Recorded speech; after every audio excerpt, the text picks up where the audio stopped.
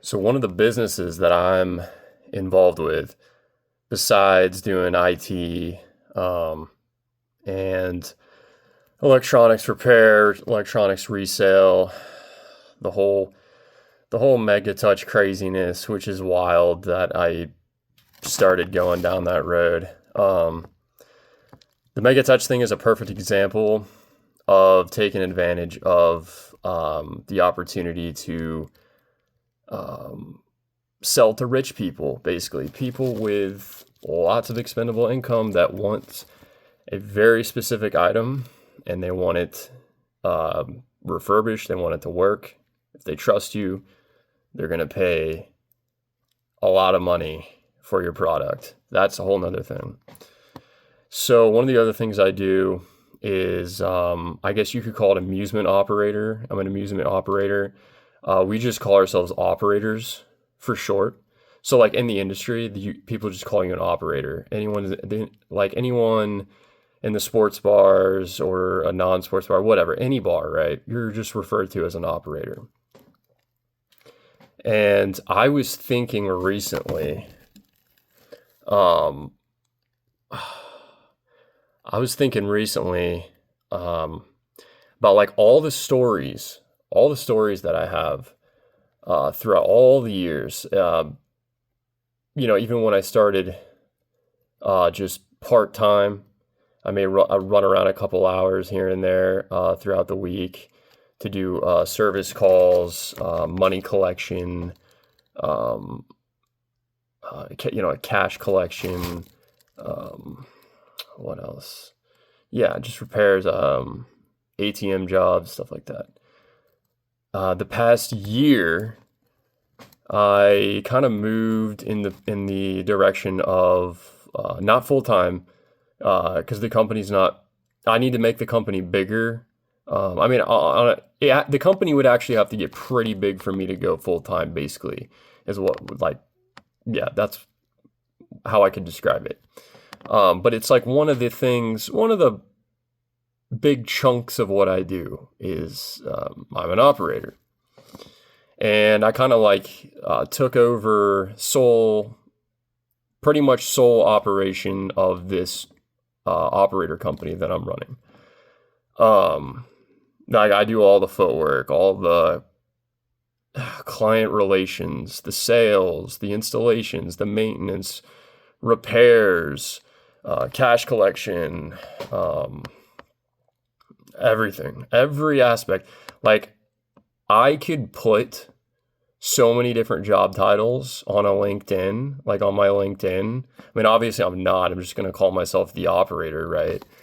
But I literally, in the company, I am every single job title you could possibly think of.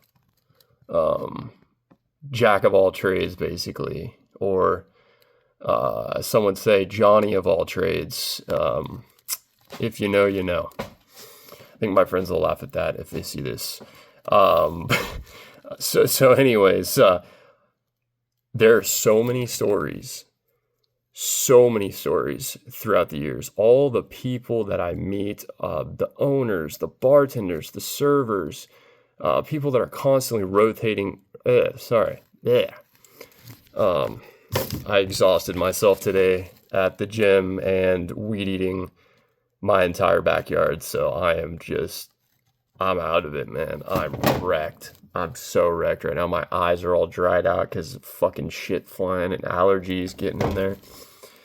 Um, so no, all the people I meet, all the different interactions, all the different offers, potential clients.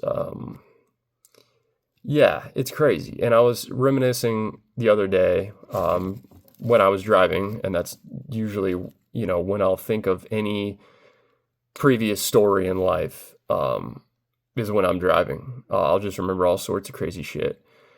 And there's a couple stories that really stand out amongst the rest of them. And so I came up with the idea to start recording videos of these stories. And I'll just make a playlist and I'll call it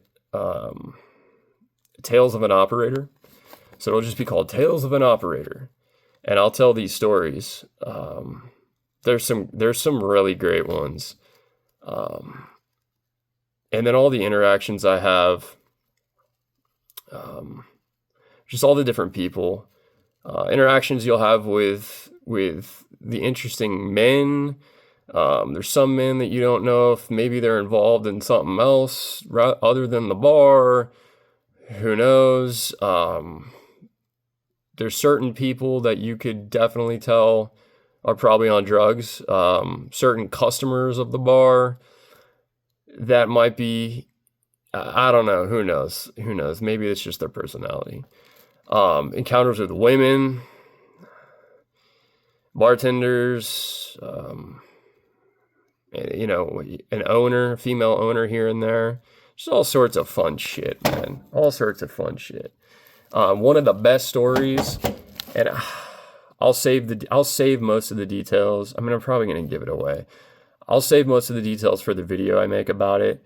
One of my favorite stories was a lady opening a bar who was pretty much desperate to get an operator to install a TouchTunes jukebox because nobody else would do it. She was so far away from any operator, and she found me. Okay. And let's just say she thought I was very attractive. And this woman is much older than me. And she's not bad looking, actually. She's really not bad looking. I'll be totally honest with you. She wasn't good looking enough to make me make a bad decision, right? Because sometimes in life, when you're a guy and you get in advance, you know what I'm saying? You get in advance like that, and you know it's a bad decision, but you do know in the back of your mind that if the woman was hot enough, your fucking lizard brain would just throw caution to the wind, right? Because that's what happens.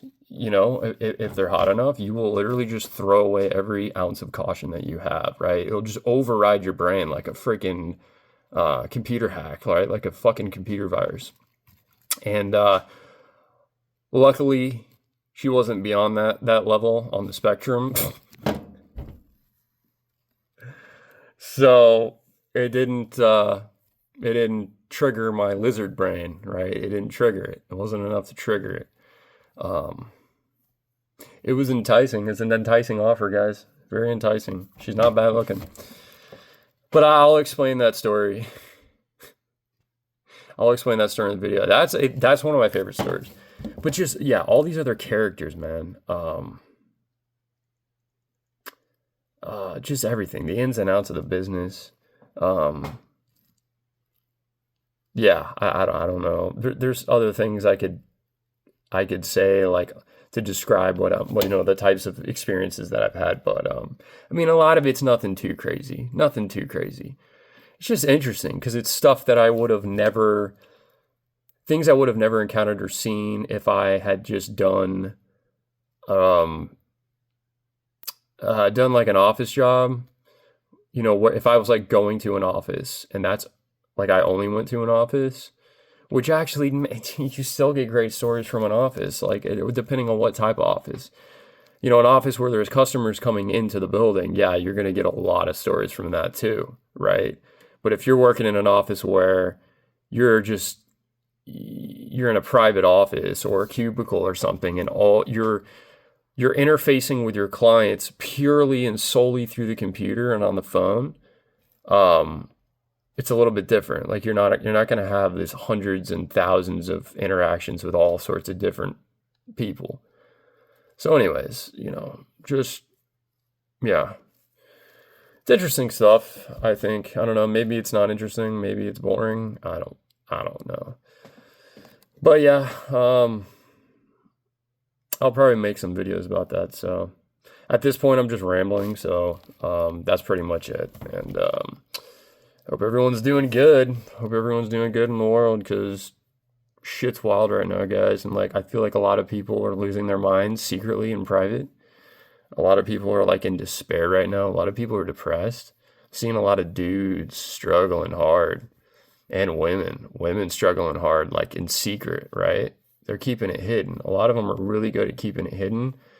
but they're struggling too, man. When they're by themselves late at night or in their home, whatever.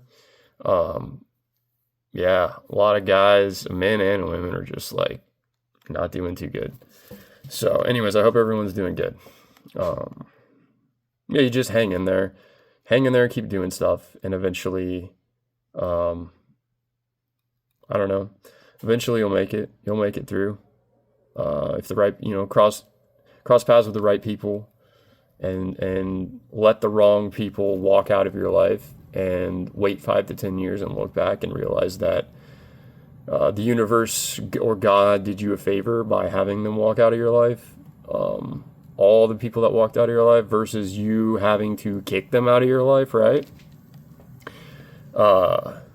Yeah, that's pretty much it. So, yep.